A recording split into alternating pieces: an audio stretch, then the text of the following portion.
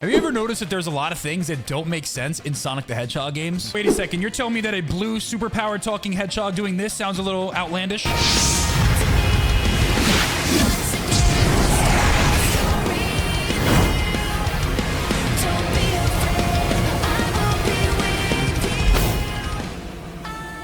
And yes, that may actually sound ridiculous, but I'm really more so talking about the little things. For example, how can Sonic breathe underwater, but he can't breathe in space? One of the things that's been established in the Sonic universe is that if you stay underwater too long, this will happen to you.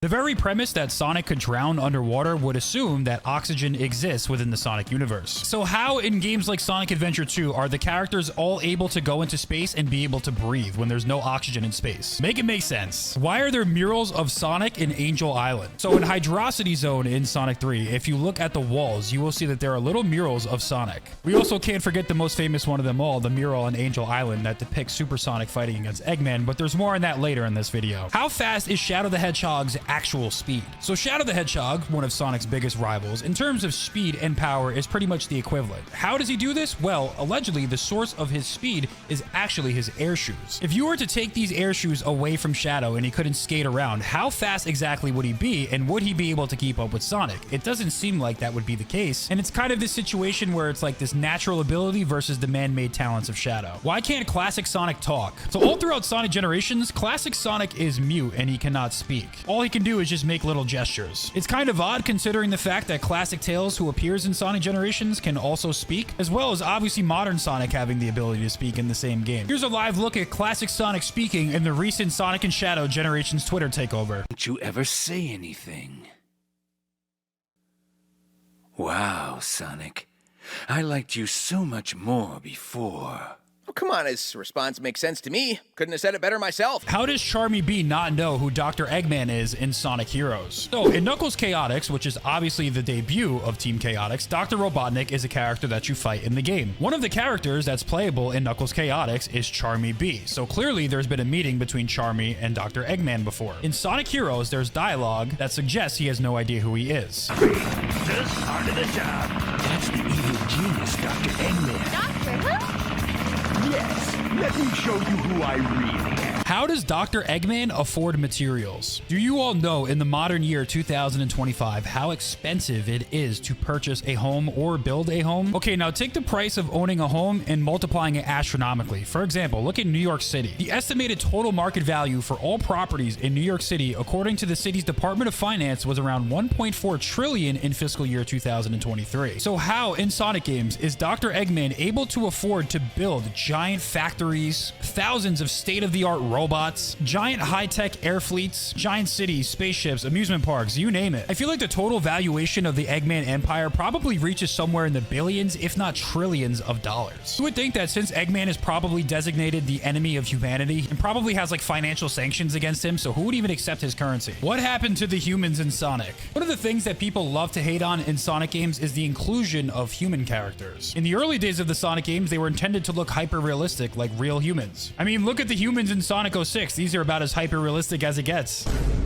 No, really. And then in Sonic Unleashed, they redesigned the humans to look like these Disney Pixar characters. So, why do the characters look like this now? And what happened to the old humans? How is Sonic homeless? This may actually sound a little ridiculous, but recently Sega had to come out and reconfirm that Sonic the Hedgehog is still homeless, which is kind of this weird little fact that's been known amongst the fan base for a very long time. But recent media over the years that has been confirmed canon, such as Sonic Prime, according to Sega, has said that Green Hill is actually Sonic's home. Plus, there was also a book that specifically says that Sonic lives in Green Hill Zone. But yes, the Sonic lore manager actually came out and said, sorry to burst your bubble so late here. This was something we caught early on, but looks like an older draft got through on accident. He said that Sonic doesn't have a home. He's still a drifter. But there is one final problem with this. What about the home that Sonic's room is in the beloved fan favorite Sonic Shuffle game? Where do the Chaos Emeralds go in Sonic games? Oftentimes throughout Sonic games, the objective is to collect 7 different Chaos Emeralds. After Sonic collects all 7 Chaos Emeralds, he's able to transform into a super transformation. While While the size has certainly varied from game to game over the years, you can't deny that these things are like pretty massive. I mean, in this shot, they're the size of Sonic and Shadow's head. I mean, you've got scenes like this where Sonic doesn't have the Chaos Emerald in his hand, and then he like presumably pulls it out of his pocket or something like that. So the real question is, especially when he has like 7 of these things, where are they stored? Given the size of the Chaos Emeralds, it's hard to make sense of it. How does classic Sonic not remember the events of Sonic Generations? In Sonic Generations, we are introduced to this guy, and he's made part of the canon, and that is classic Sonic.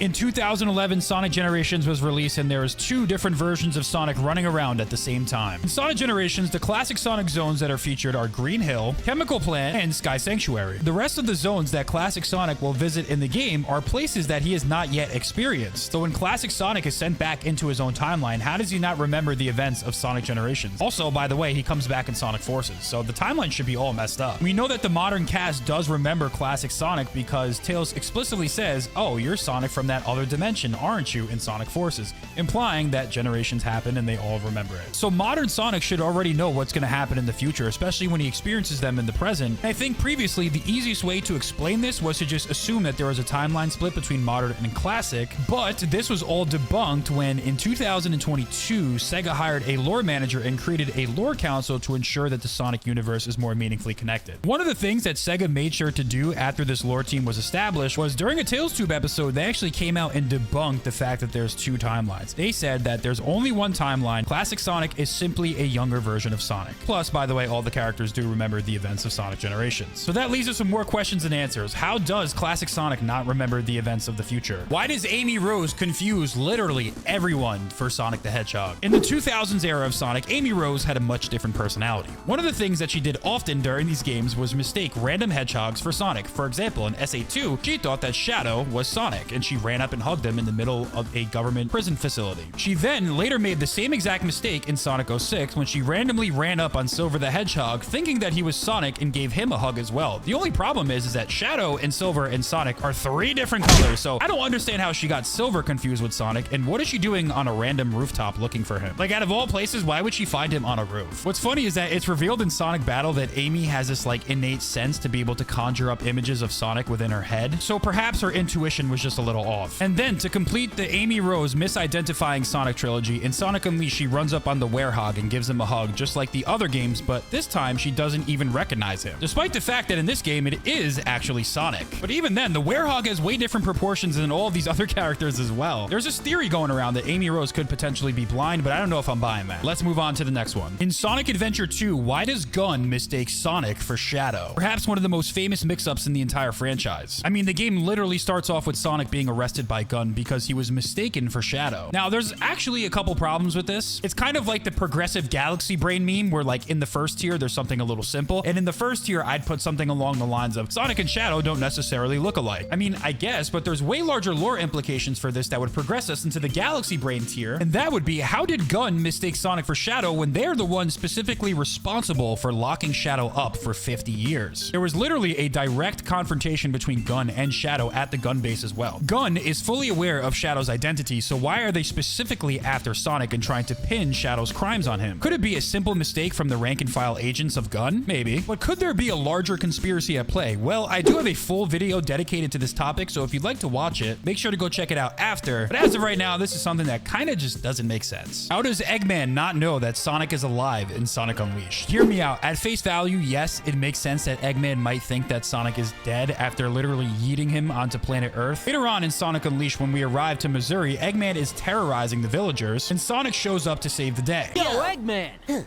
Thanks for that little skydiving adventure the other day.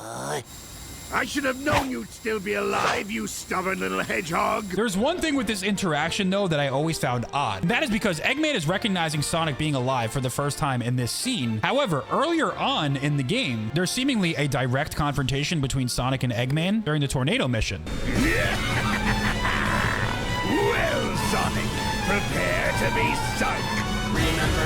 And no, you can't use the excuse that, oh, maybe Eggman didn't recognize it was Sonic, although who else would it be? He literally addresses Sonic by his name. Why do Sonic and Shadow look alike? Again, as we stated earlier in the video, the entire central theme of the plot of SA2 was the fact that there was an identity crisis between Sonic and Shadow and the fact that they supposedly look alike. I mean, we could get into the weeds about the design for both of these characters, but ultimately they are two hedgehogs that are the same exact height. They do have a lot of similar features, but the fact of the matter is that they do look pretty similar, despite the fact that Shadow was created 50 years ago before Sonic was even born, and he was a man-made creation by Gerald Robotnik in collaboration with Black Doom. It does seem peculiar and almost like there is some type of lore implication to the fact that they do look alike. There is, of course, a very popular theory that during Gerald Robotnik's visit to Angel Island, he discovered the mural depicting Supersonic, and that is what he based Shadow's creation off of. Of course, I did make a video exploring this theory on the channel, and I'll leave a link for it in the end screen, but as of the time I'm recording this video, it's never been outright confirmed, so at this point it's still speculation and thus still a mystery.